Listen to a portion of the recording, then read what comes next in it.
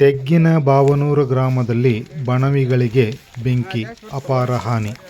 ಸಿರಹಟ್ಟಿ ತಾಲೂಕಿನ ತೆಗ್ಗಿನಬಾವನೂರು ಗ್ರಾಮದ ಹೊರವಲಯದಲ್ಲಿ ಕಂಡಪ್ಪ ದನ್ವೆ ಇವರ ಜಮೀನಿನಲ್ಲಿ ಶೇಖರಿಸಲಿಟ್ಟಿದ್ದ ಸುಮಾರು 11 ಬಣವಿಗಳಿಗೆ ಶಾರ್ಟ್ ಸರ್ಕ್ಯೂಟ್ನಿಂದಾಗಿ ಬೆಂಕಿ ತಗುಲಿ ಲಕ್ಷಾಂತರ ರೂಪಾಯಿ ಹಾನಿಯಾಗಿದೆ ಎಂದು ತಿಳಿದುಬಂದಿದೆ.